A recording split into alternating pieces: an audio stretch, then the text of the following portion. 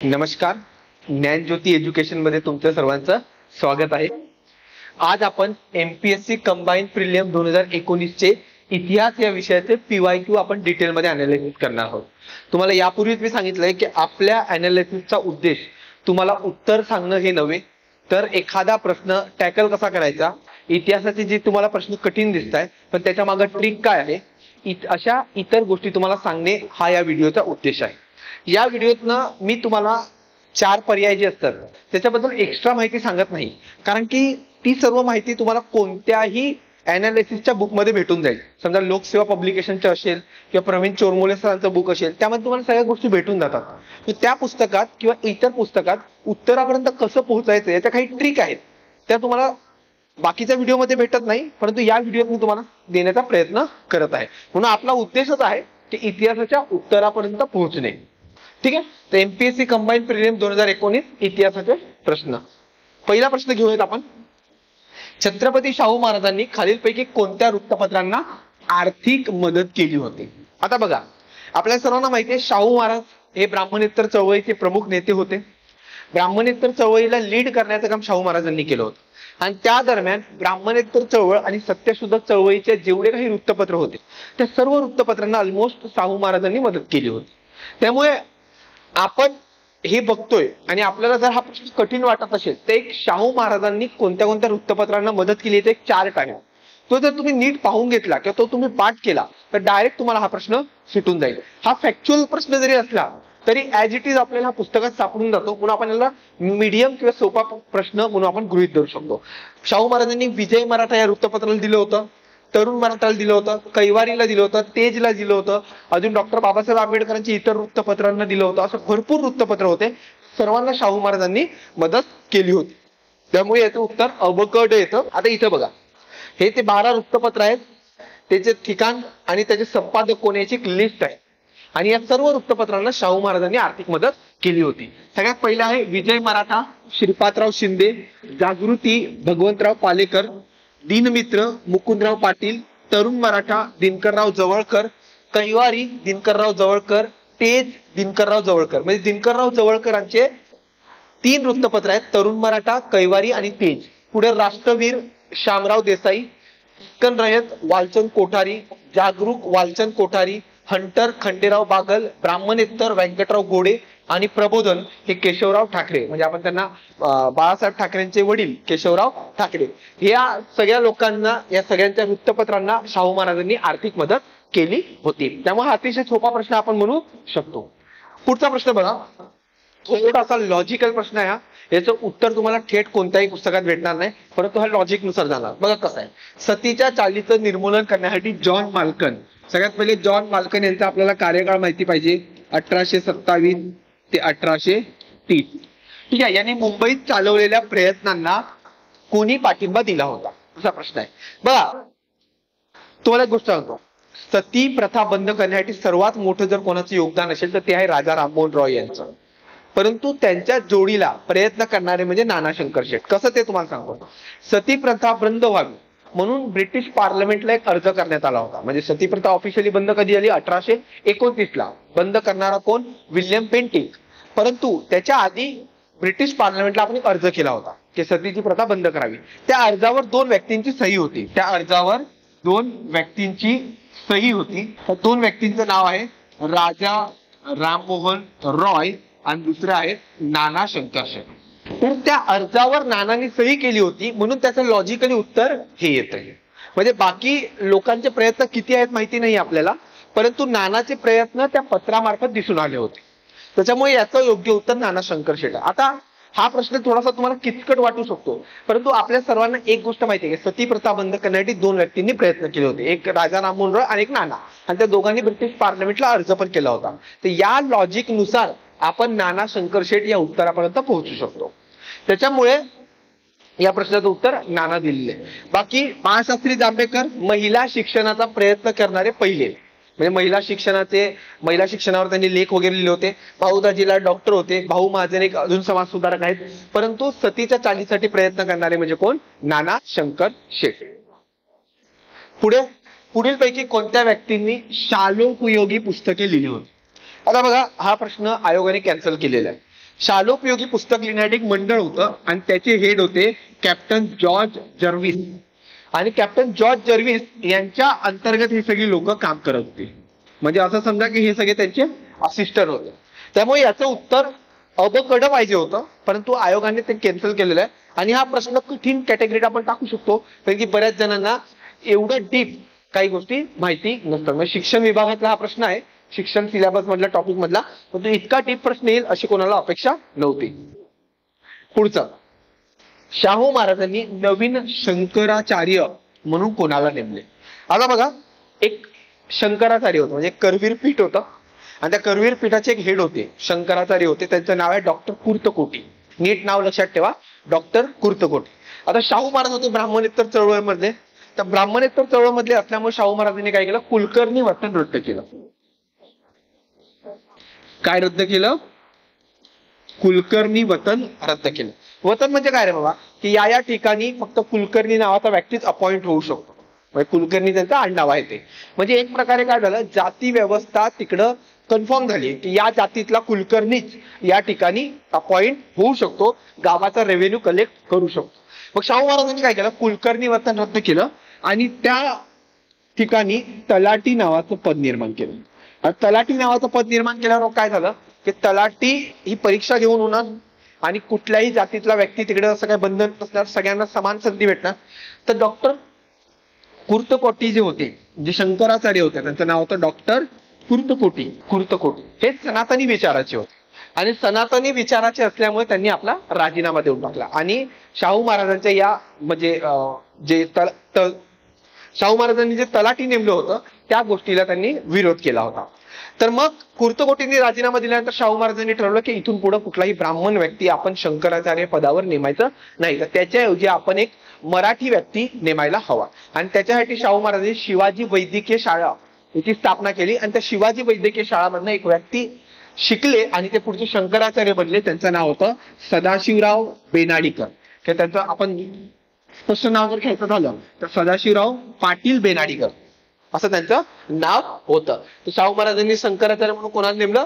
सदाशिवराव पाटील बेनाडीकर यांना. हा प्रश्न थोडासा सोपाच म्हणता येईल, कारण की शाहू महाराजांचे समाजसुधारक वाटताना तुम्हाला या सगळ्या गोष्टी लक्षात ठेवाव्या लागतात. पुढे, प्रतियोगिता सहकार पक्ष स्थापनेमध्ये कोणाचा सहभाग होता?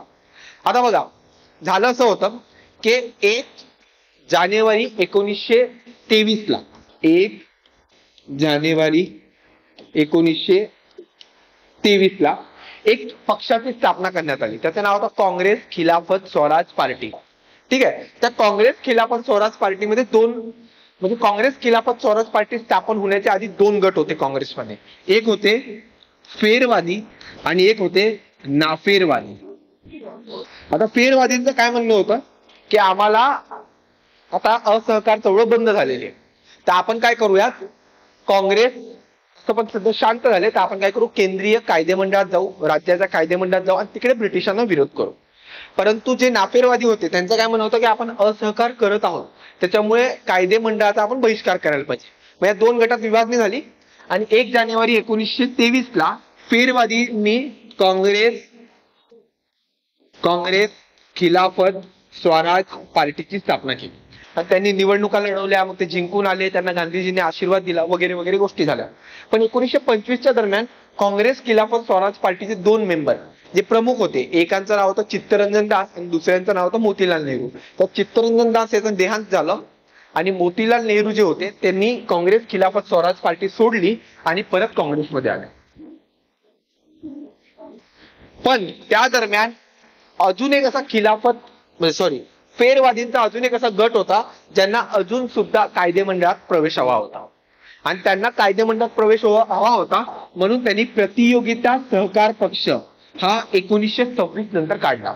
प्रतियोगिता सहकार पक्ष. आणि त्याच्यामध्ये जेवढे टिळक समर्थक आहेत ते सर्व लोक होती. कोण कोण होतं? नचिकेळकर, पंडित मदन मोहन मालवीय, डॉक्टर मुंजे, लोकनायक बापूजी अने आणि बॅरिस्टर जयकर असे 5 व्यक्ती या प्रतियोगिता सहकार पक्षामध्ये होत्या. त्यामुळे याचं उत्तर अबक ड येतं. आता या प्रश्नामध्ये तुम्हाला फक्त एवढं जरी माहिती आहे की बापूजी अने सुद्धा होते प्रतियोगिता सहकार पक्षामध्ये, तर डायरेक्ट तुमचं उत्तर येते बघा. म्हणजे ड पर्याय फक्त एका ठिकाणी आहे. त्यामुळे तुम्ही काही वेळेस तुमचं लॉजिक लागू शकतं की लोकनायक अने तर कन्फर्म होते, कारण की ते टिळक समर्थक होते, त्यांना कायदे मंडळात जायचं होतं, असं तुम्ही लॉजिक लावलं तर मग अबकडं डायरेक्ट उत्तर येत आहे. पुढे, उलगुलन नावाचा आदिवासी विद्रोह कोणी घडवून आणला? आता सगळ्यांना माहितीये बिरसा मुंडा नावाचे एक म्हणजे आदिवासी चळवळीचे प्रमुख नेते होते. हल्ली त्यांना आपण खूप मोठा दर्जा देतोय आणि त्यांच्या रॅलीज वगैरे निघतात, त्यांची आपण जन्मतिथी वगैरे साजरी करतो. तर ते बिरसा मुंडा यांनी सगळ्यात पहिले ब्रिटिशांच्या विरोधात छोटा नागपूर पठार जो होता त्या ठिकाणी उठाव केला होता आणि त्यांच्या उठावाचं नाव होतं उलगुलन. त्यामुळे हा फॅक्च्युअल प्रश्न आहे, हा एकदा युपीएससीने सुद्धा विचारला होता आणि युपीएससीला विचारायच्या आधी कंबाईनने हा प्रश्न म्हणजे कंबाईन आपल्या एमपीएससीने ऑलरेडी प्रश्न विचारला. त्याच्यानंतर 2020च्या दरम्यान युपीएससीने हा उलगुलन नावाचा उठाव याच्यावर प्रश्न विचारला होता आणि सेम प्रश्न होता की उलगुलन उठाव कोणी केला होता? बिरसा मुंडांनी केला होता. कधी केला होता? 1899 ते 1900च्या दरम्यान केला होता. आणि हा उठाव करणारे बिरसा मुंडा हे कुठले होते? तर झारखंडचे होते. त्यामुळे थोडासा फॅक्च्युअल प्रश्न म्हणता येईल, परंतु येतात असे प्रश्न, त्यामुळे तुम्हाला सगळ्या गोष्टी लक्षात ठेवायच्या आहेत. पुढचा प्रश्न बघूयात. 28 डिसेंबर 1885 रोजी भरलेल्या राष्ट्रीय काँग्रेसच्या पहिल्या अधिवेशनास कोणते इंग्रज अधिकारी हजर होते? इतका सोपा प्रश्न आहे ना हा. तुम्हाला कोणतीही गोष्ट माहिती नसेल तरी आपण याच्या उत्तरापर्यंत पोहोचू शकतो. फक्त तुम्हाला दोन गोष्टी माहिती हव्यात. बघा, 1885 ला काँग्रेसची स्थापना झाली.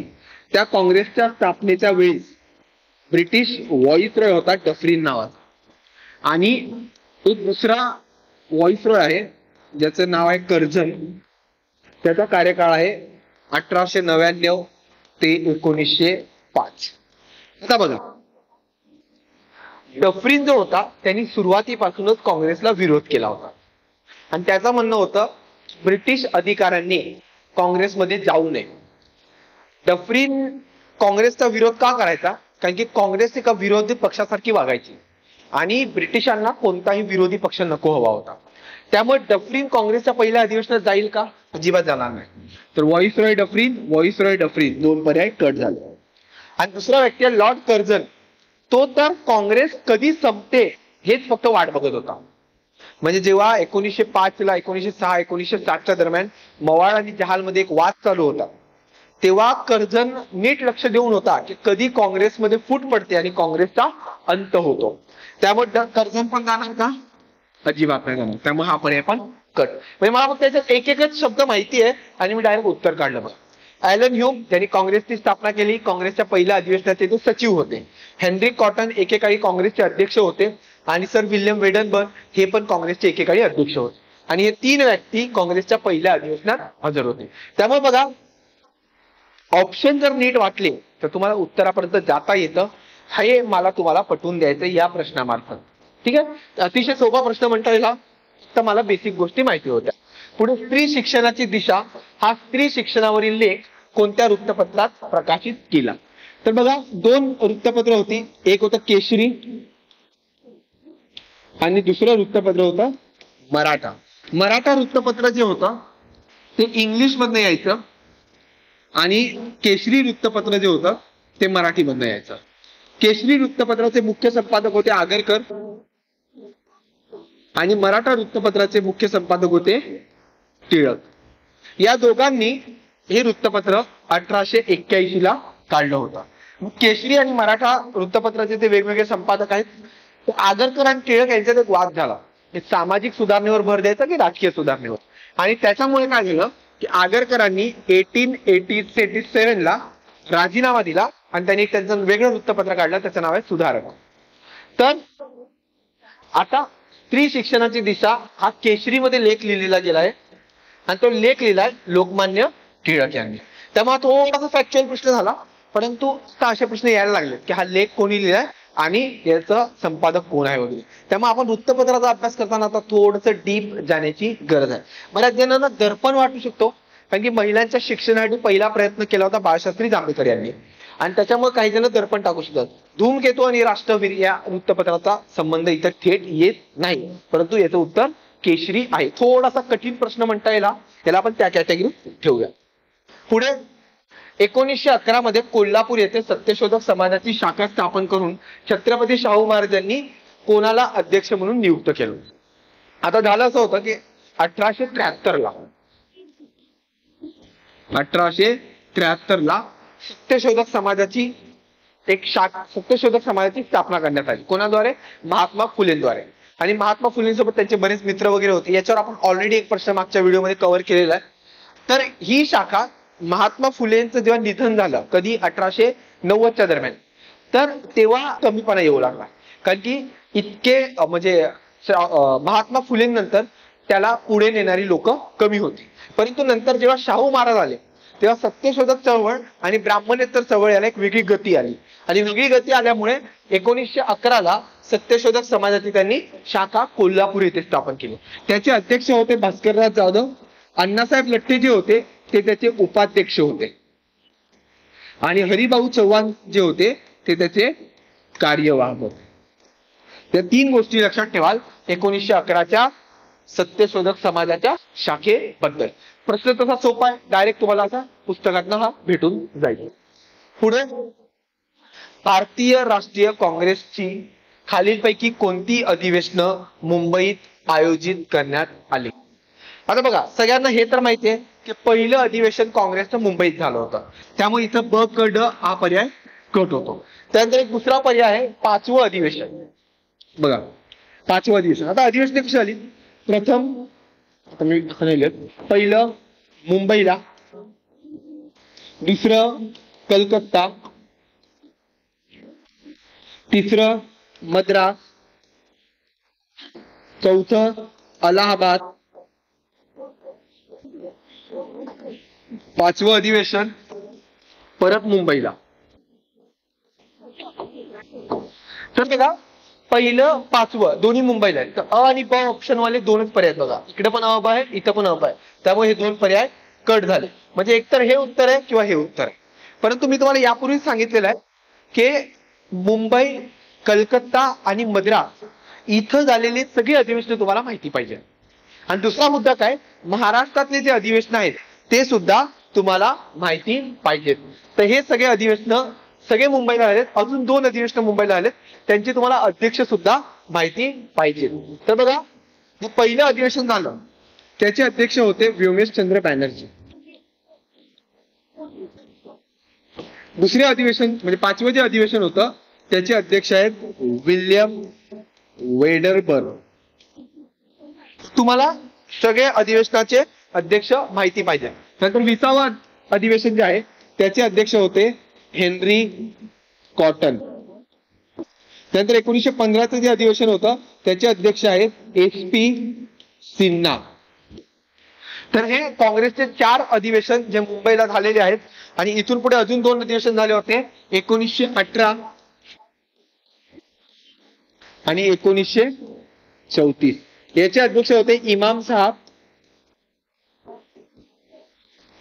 आणि याचे अधिवेशनाचे अध्यक्ष होते डॉक्टर राजेंद्र प्रसाद.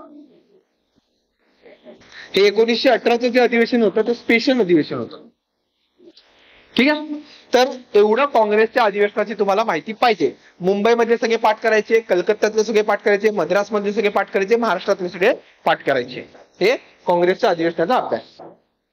पुढे कोणते वाक्य बरोबर आहे? 4 वाक्य आहेत. खूप सारा फॅक्च्युअल डाटा आहे. प्रश्न कठीण वाटू शकतो पण सहज 2 पर्याय कट होतात. बघा कसं. 1765 मध्ये ईस्ट इंडिया कंपनीला मद्रासची दिवाणी मिळाली होती. आता मद्रासची दिवाणी मिळाली होती का? नाही. 1765च्या दरम्यान अलाहाबाद करार झाला होता आणि त्याच्यानुसार बंगालची दिवाणी भेटली होती. बघा झालं असं होतं की 1757 ला प्लासीची लढाई झाली आणि 1764 ला बक्सारची लढाई झाली आणि बक्सारच्या लढाईनंतर अलाहाबादचा तह झाला आणि त्या तहानुसार त्यांना बंगालची दिवाणी भेटली होती. त्यामुळे हा पर्याय तुम्ही सहज कट करू शकता. ज्यांना बेसिक युरोपियन लोकांचे भारतात आगमन हा धडा त्यांनी वाचलाय तो हा पर्याय सहज कट करू शकतो. पुढे लॉर्ड कॉर्नवॉलिस यांनी 22 मार्च 1793 ला मुंबई प्रांतात कायमगारा पद्धत लागू केली. तुम्हाला फक्त एक फॅक्ट जरी माहिती असेल ना, कुठला फॅक्ट, की 1818 पेशवाईचा अंत झाला. 1818 पेशवाईचा अंत झाला. जर 1818 पेशवाईचा अंत होत असेल तर 1793 कॉर्नवॉलिस मुंबई प्रांतात कशी काय कायमधारा पद्धत लागू करू शकतो. त्यांच्या त्या काळात 1793च्या काळात कॉर्नवॉलिस किंवा ब्रिटिश ईस्ट इंडिया कंपनीकडं फक्त बंगाल प्रांत होता, मुंबई प्रांत त्यावेळेस नव्हता. त्याच्यामुळे त्यांनी जी कायमधारा पद्धत लागू केली ती केली बंगाल, बिहार आणि ओरिसा येथे. ठीक आहे, त्यामुळे हा पर्याय पण गेला. म्हणजे आपण 2 पर्याय सहज कट केले. आता पुढचं, अलेक्झांडर या विद्वानाच्या मते कायमधारा पद्धतीत व्यापारवादाची तत्व दिसत नाही. आता हा पर्याय पण चुकीचा आहे. हा पर्याय तुम्हाला ऍज इट इज पुस्तकात भेटून जातोय. काय, प्रिंगेलने पुणे जिल्ह्यात 1823 असिस्टंट रेव्हेन्यू कलेक्टर म्हणून प्रिंगेलची नियुक्ती झाली होती. हा तुम्हाला प्रश्न जसाचा तसा भेटून जातो. याचं उत्तर हे आहे, पण हे वाक्य पण चुकीचं आहे. त्यामुळे आपल्याला किमान 2 पर्याय तरी कट करता येतात. 50-50% आपण प्रोबॅबिलिटीवर खेळत आहोत. पुढचं, या शारदा सदनातील पहिल्या विद्यार्थिनी होत्या. त्यांचं नाव आहे आनंदीबाई उर्फ पाया कर्वे. यांचं एक पुस्तक पण आहे ज्याच्यावर ऑलरेडी एमपीएससीने प्रश्न विचारला होता. त्या पुस्तकाचं नाव आहे माझे पुराण, आणि याच्यावर ऑलरेडी एमपीएससी कंबाईन मध्ये प्रश्न आला होता की माझे पुराण हे पुस्तक कोणी लिहिलं होतं. तर आनंदीबाई उर्फ बाया कर्वे यांच्यासोबतच आपले महर्षी धोंडो केशव कर्वे यांनी पुनर्विवाह केला होता. तर शारदा सदन मधल्या पहिल्या विद्यार्थी. पंडिता रमाबाईंनी स्वतःनी शारदा सदन काढलं होतं. त्याच्यानंतर ताराबाई शिंदे ह्या प्रसिद्ध आहेत स्त्री पुरुष तुलना या ग्रंथासाठी, आणि रमाबाई रानडे यांनी सेवा सदनची स्थापना केली होती. त्यामुळे प्रत्येक महिलेचं मोठं योगदान आहे. ऍज अ समाज सुधारक म्हणून तुम्हाला सगळ्यांवर याच्यावर अभ्यास करावा लागेल. पुढचा प्रश्न, 1919चा भारतीय प्रशासकीय कायदा तयार करण्यासाठी लॉर्ड चेम्फर्ड याला कोणी मदत केली होती. सगळ्यात भारी, सगळ्यात पहिला पर्याय जाईल तो म्हणजे नेताजी सुभाषचंद्र बोस. ICS परीक्षा पास झाले होते, परंतु ब्रिटिश सरकारशी ऑनेस्ट राहण्याची शपथ घ्यावी लागेल म्हणून त्यांनी ते पद सोडून दिलं होतं. म्हणजे तितका त्यांना ब्रिटिशांचा द्वेष होता. मग इतका द्वेष असलेला व्यक्ती प्रशासकीय कायदा बनवायला मदत करू शकतो का? अजिबात नाही. त्यामुळे सगळ्यात पहिले सुभाषचंद्र बोस कट करा. पुढे दादाबाई नौरोजी, तोपर्यंत खूप वयस्कर झाले होते, ते ब्रिटिशांना सहकार्य करायचे, त्यांचं तेवढं वय नव्हतं, त्यामुळे हा पर्याय पण कट होतो. राहिलं चित्तरंजन दास आणि भूपेंद्रनाथ बसू. तर या 2 मध्ये उत्तर हे आहे. चित्तरंजन दास हे गांधी समर्थक आणि खूप मोठं बंगालमधलं एक नेतृत्व होतं. जेव्हा सुभाषचंद्र बोस गांधीजींकडे आले की मला थोडंसं मार्गदर्शन करा, तेव्हा गांधीजींनी सुभाषचंद्र बोस यांना चित्तरंजन दास यांच्याकडे पाठवलं होतं, आणि चित्तरंजन दास हे सुभाषचंद्र बोस यांचे गुरु. मग जर शिष्य एवढा ब्रिटिशांचा द्वेष करत असेल तर गुरूंना पण तेवढाच द्वेष असणार. त्यामुळे ते भारतीय प्रशासकीय कायदा बनवण्यात सहकार्य करतील याची गॅरंटी कमीच आहे. त्याच्यामुळे याचं उत्तर भूपेंद्रनाथ बसू हे आहे. पुढे, बालविवाह व लादलेले वैधव्य या विषयावर कोणी लेख लिहिले. तर याचं उत्तर आहे बहिरामजी मेलबारी. बघा, बालविवाह आणि विधवा विवाह यासाठी 2-3 कायदे करण्यात आले. तो कायदे तुम्हाला सगळ्यांना माहिती पाहिजे. सगळ्यात पहिला कायदा होता 1872चा, दुसरा कायदा होता 1892चा, आणि तिसरा कायदा होता 1929चा. ठीक आहे, पहिला कायदा कधीचा आहे? 1872, 1892 आणि 1929. याच्यामध्ये 2 गोष्टी होत्या. याच्यामध्ये 2 गोष्टी होत्या. कुठल्या 2 गोष्टी होत्या? एक म्हणजे आंतरजातीय विवाह, आणि दुसरं लग्नाचं वय. मग लग्नाचं वय किती होतं? मुलांना 18 आणि मुलींना 14. हे जे 1872चा कायदा होता तो आणण्यासाठी प्रयत्न केला होता केशवचंद्र सेन यांनी. आणि केशवचंद्र सेन यांनी हा कायदा आणला आणि आपल्या मुलीचं लग्न कूच बिहारचा राजा याच्यासोबत करून टाकला, आणि तेव्हा त्यांच्या मुलीचं वय फक्त 13 होतं. मग त्यांनी केल्या एक गोष्टी आणि दुसरी गोष्ट उलटी करून टाकली, म्हणजे त्याच्या ऑपोजिट करून टाकली. त्याच्यामुळे केशवचंद्र सेन यांच्यावर भरपूर टीका झाली होती. आणि याच्यात जे आंतरजातीय विवाहाचं प्रोव्हिजन होतं ते पंडिता रमाबाई यांनी आंतरजातीय विवाह केला होता. त्यामुळे 1872च्या कायद्यामध्ये 2 गोष्टी, आंतरजातीय विवाह आणि लग्नाचं वय कमी करायचं. पुढे 1892चा जो कायदा होता त्यात जे लग्नाचं वय 10 होतं त्याला 12 करण्याची तरतूद केली होती. आणि या कायद्याला टिळकांनी विरोध केला होता. टिळकांनी सांगितलं की मुलींच्या लग्नाचं वय वाढवण्याची गरज नाहीये. टिळकांचं यावर असं मत होतं की भारतीयांसाठी कायदे करण्याचा अधिकार फक्त भारतीयांना असला पाहिजे. कोणतरी बाहेरून येऊन कोणताही ब्रिटिश व्यक्ती भारतीयांसाठी कायदे करणार नाही. पुढे 1829चा जो कायदा आहे त्याला आपण म्हणतो शारदा कायदा. आणि या शारदा कायद्याला सर्वात जास्त बॅकअप किंवा समर्थन कोणी दिलं होतं, त्यांचं नाव होतं हरविलास शारदा यांनी. आणि त्यांचं पण सेम लग्नाचं वय 18 आणि 14 होतं. आणि इकडे 1892च्या कायद्यासाठी प्रयत्न केला होता बेहरामजी मलबारी यांनी. आणि त्याच्यामुळे 1892चा कायदा बेहरामजी मलबारी, 1872चा कायदा केशवचंद्र सेन आणि 1929चा जो कायदा होता तो हरविलास शारदा यांच्या प्रयत्नाने आला होता. तर लग्नासाठी 3 कायदे आहेत, ते तुम्हाला लक्षात ठेवायचे आहेत. शेवटचा प्रश्न आपला की जोड्या लावा कशावर, जन्म ठिकाण आणि समाज सुधार. सगळ्यात पहिले आपल्याला सगळ्यांना माहिती आहे महादेव गोविंद रानडे हे नाशिकचे होते. आणि नाशिकमध्ये पण कुठे, त्यांचा निफाड तालुका होता. आणि दुसरं म्हणजे गोपाळ गणेश आगरकर हे टेंबूचे होते. त्यामुळे हे जर 2 पर्याय तुम्ही लावले किंवा फक्त एक जरी पर्याय लावला, आगरकर टेंबूचे, आणि डायरेक्ट उत्तर येऊन जात. पुढे विराज शिंदे जे होते ते जमखिंडीचे होते आणि गोपाळ हरी देशमुख हे पुण्याचे होते. हा सोपा प्रश्न आहे, याचा आपण एवढं काय लोड घ्यायला नाही पाहिजे. बघा म्हणजे सोपा प्रश्न कुठला, 1, 2, तिसरा सोपा, चौथा सोपा, हा थोडासा कठीण म्हणता येईल, 5 सोपा, 6वा सोपा पण कठीण आहे, सोपा आहे 7, 8, 9, 10, 11, 12 प्रश्न सोपे होते बघा. त्यामुळे तुम्हाला जी इतिहासाची भीती आहे ती मी या व्हिडिओत काढण्याचा प्रयत्न करतोय की तुम्ही जर काही बेसिक जरी वाचलं आणि बेसिक वाचून तुम्ही जर पुढे गेले तरी तुम्हाला इतिहासाचे प्रश्न सुटू शकतात. मी अपेक्षा करतो की तुम्हाला हा आमचा व्हिडिओ आवडत असेल, आणि जर आवडत असेल तर आमच्या चॅनलला नक्की सबस्क्राईब करा. आणि जर तुम्हाला या व्हिडिओबद्दल काही शंका असेल किंवा तुम्हाला काही सजेशन द्यायचे असतील किंवा तुमचे काही प्रश्न असतील तर ते आम्हाला कमेंट बॉक्समध्ये सांगा, जेणेकरून आम्ही तुम्हाला अजून चांगल्या प्रकारे PYQचा अनालिसिस घेऊन येऊ शकतो. हा माझा प्रयत्न आहे, या प्रयत्नाचा तुम्हाला नक्कीच फायदा होत असेल अशी मी अपेक्षा करतो. थँक्यू.